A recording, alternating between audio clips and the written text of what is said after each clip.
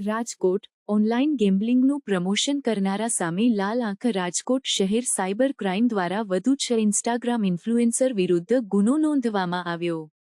Cyber crime પોલીસે અત્યાર સુધીમાં કુલ 8 ઇન્ફ્લુએન્સરને પકડી પાડ્યા। જુગારધારાની કલમ 12 મુજબ ગુનો નોંધી અટકાયત કરવામાં આવી। નિલેશ ચાવડા, ભાવેશ રાઠોડ, લક્ષ્મણ જંજવાડિયા, સાગર છૈયા, ઇલેશ દેરવાડિયા, વિજય મજેઠિયા સહિતના વ્યક્તિઓ વિરુદ્ધ ગુનો દાખલ। ઇન્ફ્લુએન્સરને ફોલોઅર મુજબ કમિશન આપવામાં આવે છે। Rajkot city police commissioner Shri Brijesh Kumar Jha સાહેબ, અધિક પોલીસ કમિશનર શ્રી મહેન્દ્ર બગડિયા સાહેબ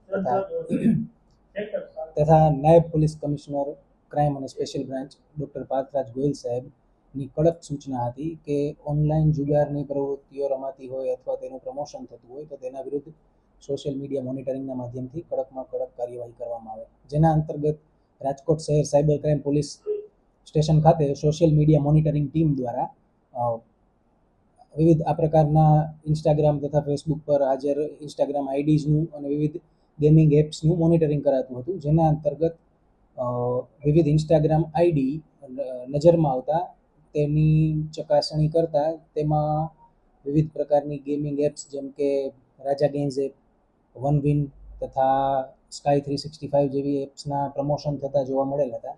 જે બાતમીના આધારે સાયબર ક્રાઇમ પોલીસ સ્ટેશનના પીઆઈઝના અંડરમાં અલગ અલગ ટીમ બનાવી અને તારીખ 20/4/2025 તથા 21/4/2025ના રોજ કુલ 8 ગુના દાખલ કરવામાં આવ્યા અને જેમાં આરોપીઓ વિરુદ્ધ કાયદેસરની કાર્યવાહી કરવામાં આવેલ છે।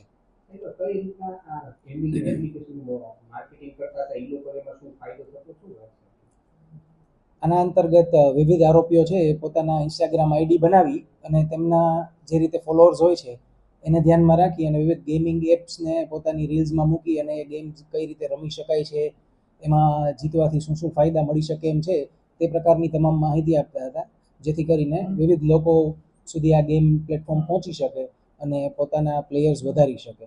અને આના અંતર્ગત આ પ્રકારના જે રીલ્સ બનાવતા હતા તેમને વિવિધ પ્રકારના કમિશન્સ મળતા હતા।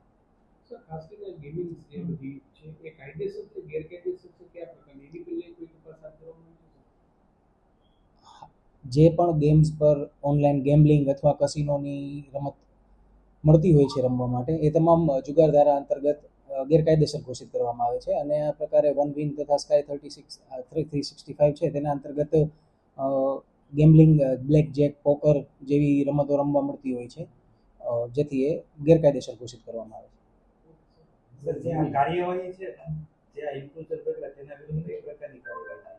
ઇન્ફ્લુએન્સર્સને પકડવામાં આવ્યા છે તેમના વિરુદ્ધ જે કાયદાની જોગવાઈ મુજબની કાર્યવાહી કરવામાં આવેલ છે અને આગળની તપાસ કરવામાં આવે છે કે આમાં આરોપીઓ હજુ આગળ કંઈ મળી શકે એમ છે કે કેમ એ બાબતની તપાસ અત્યારે ચાલુ છે।